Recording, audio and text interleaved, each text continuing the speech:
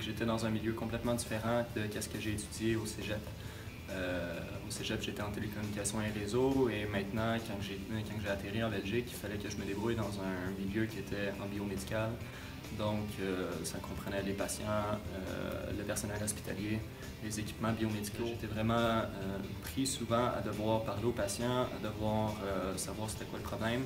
Souvent, j'avais un technicien qui était avec moi donc, pour venir m'épauler, pour venir me dire un peu quelle situation que c'était. Et ensuite, une fois que j'avais eu le contact avec le patient, qu'on avait compris c'était quoi le problème, là, on s'occupait de l'appareil en question qui pouvait être défectueux. Être tout seul pendant un mois et demi, ça m'a quand même assez travaillé. Par contre, ça a été quand même assez facile de passer au travers parce que j'avais tellement de choses à voir partout alentour. Aussitôt que j'étais tout seul chez nous puis que je me cherchais quelque chose à faire, ben je sortais, j'allais en ville puis c'était quelque chose de tout nouveau pour moi.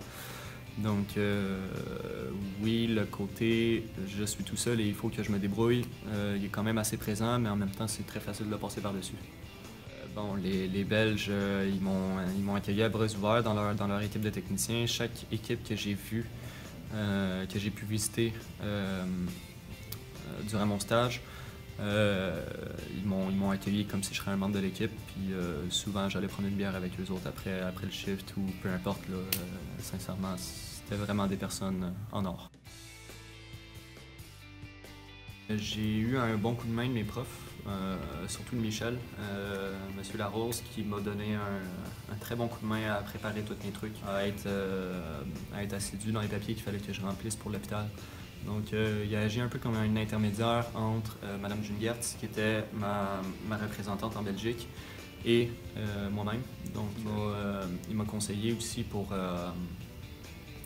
à savoir, dans le fond, qu'est-ce que j'allais être appelé à faire là-bas au niveau technique, pouvoir, bon bref, me préparer grosso modo un peu avant de partir. Sinon, les préparations au niveau personnel, c'est sincèrement pas grand-chose. On s'acheter un pack-sac de voyage, puis le remplir avec du linge. C'est aussi simple que ça. À partir du moment où est-ce que je savais que je partais en Belgique, il a fallu que je me mette de l'argent de côté. Il y a eu la mobilité qui m'a donné un bon coup de main pour ça. Donc, j'ai eu accès à 2 bourses, une bourse de logique et une bourse que la mobilité m'a offert. Pour ce qui est du restant de l'argent, bon, j'ai visé un peu gros parce que je savais que je m'en allais ailleurs que seulement en Belgique. Je m'en allais pas faire seulement 6 semaines aller-retour. En partant du Canada, je m'attendais vraiment pas à quelque chose de même. Je m'attendais pas à triper comme que j'ai trippé. Donc, sincèrement, c'est un stage que je recommande à n'importe qui veut s'engager, qui voudrait le faire, moindrement.